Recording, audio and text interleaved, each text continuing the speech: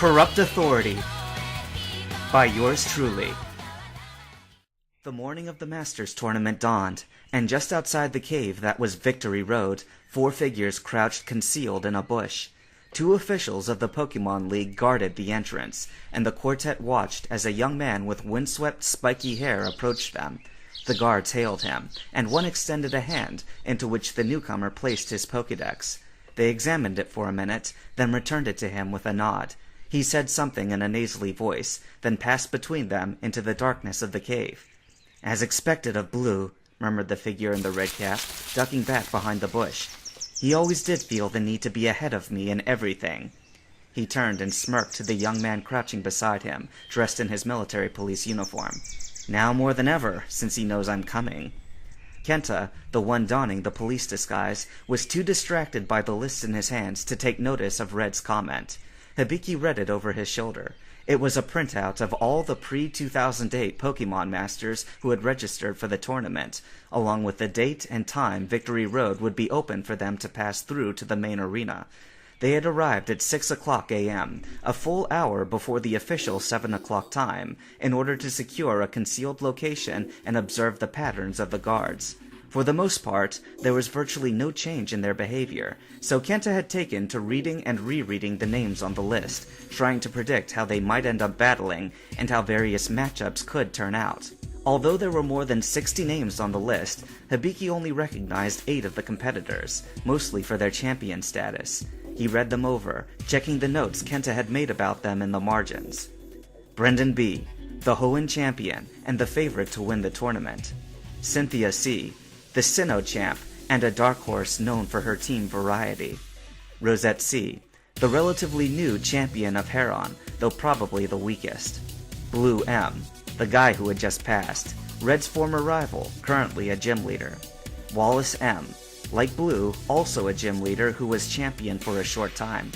Stephen S., former Hoenn champion, undefeated until he threw the battle with Wallace.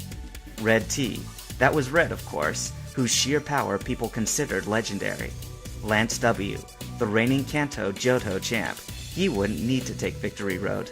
There were other names such as Mike A., Jolt M., Theo L., Mike Kazuki M., and so on, but Hibiki drew a blank at these. He glanced over at their other companion in disguise, Bill. He was supposedly going as one of the lesser-known masters, a former ace trainer called Sanchez who had a flair for the stylish dress code. Bill currently wore a cloak that was entirely black, save for a trim pattern of golden yellow lines that ran through it. It had been custom-made by none other than Red's mother, but only, according to Red, after a long dialogue she'd had with him. Bill also wore a wide-rimmed hat that covered a good deal of his face. This too was in keeping with Sanchez's style, as he would often let his hair cover his eyes and his face.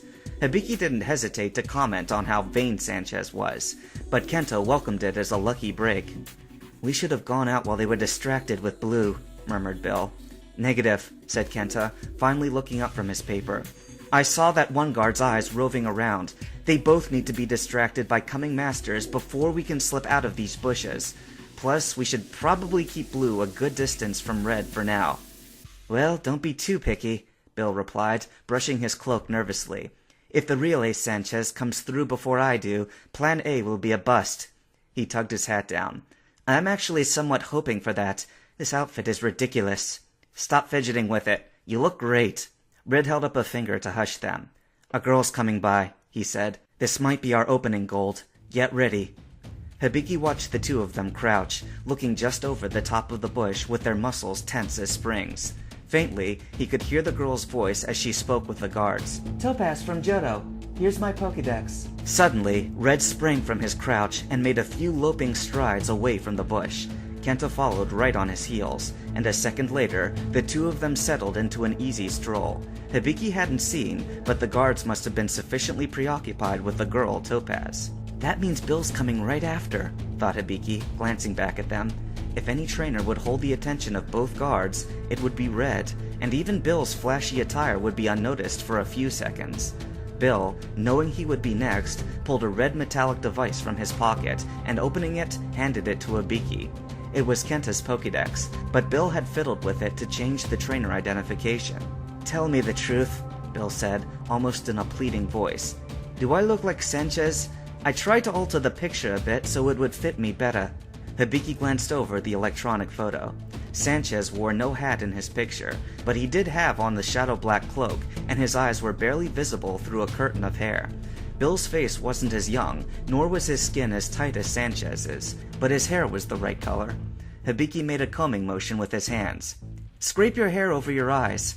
And, Hibiki looked at the list that Kenta had left behind, and his personal notes on Sanchez. Blow it out of your face from time to time. It says here he likes to do that. Bill nodded, and peeked around the edge of the bush. Topaz was gone, and Kenta and Red had just about reached the guards. He took the Pokédex back.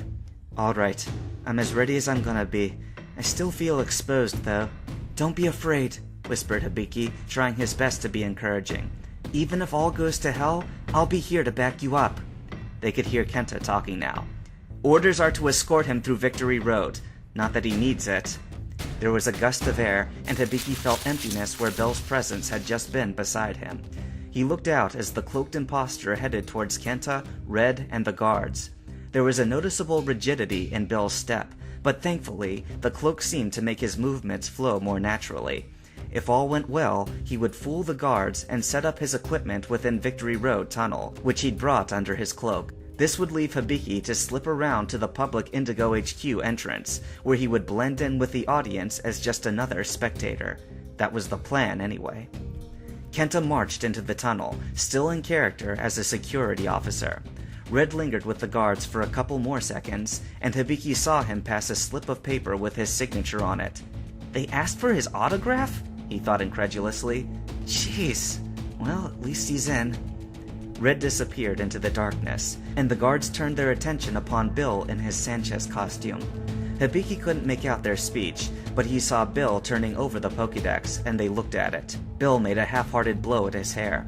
Come on, Hibiki thought, feeling himself start to sweat. Then he heard the guard on the left speak, in a loud and none too gentle voice. This is a Johto brand Pokédex, but it says here you're a Kanto trainer. Now the guard on the right spoke, in a tone just as accusatory.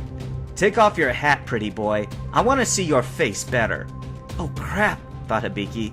His hair's too frizzy. He must have been trying too hard not to let it show. Bill, now cringing meekly, removed his hat slowly with obvious great reluctance. One guard immediately pulled out a Pokeball, while the other snatched his radio. You're not Sanchez! Who are you? Do you realize it's a crime to impersonate a Pokemon Master for official business? Busted, thought Hibiki, a jolt of adrenaline coursing through him as he stood straight up from the bushes and drew back his throwing arm. Gotta stop this before it gets any more out of hand. Snorlax, use Yawn! Put that guard with the radio to sleep! In a burst of white, Snorlax's enormous bulk appeared on the field, shaking the ground as he touched down. He inhaled a huge breath, preparing a hypnotic yawn through the power of suggestion that would surely... It happened so fast that Hibiki only registered the event after Snorlax was thrown skyward.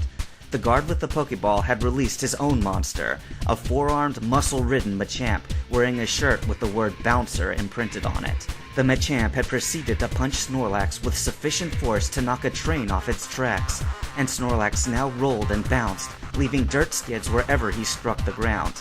He was finally stopped by a looming boulder, which left a Snorlax-shaped impression as he fell. Hibiki stared, mouth agape. Dear God, that was brutal. Come out of there with your hands up! The Machamp's trainer roared at Hibiki. Or I'll send this guy in to take you. I'm warning you, he might accidentally break your bones. Hibiki fingered his Master Ball, in which Steven's Metagross dwelt. I can't believe it's gone this badly, this quickly, he thought, heart pounding. But it's too late for anything else now. We have to use force or we're done for. Go! He never got the words out, for something happened the next second that nobody was expecting. Machamp was suddenly gored through the chest by two horned Pokemon that appeared out of nowhere.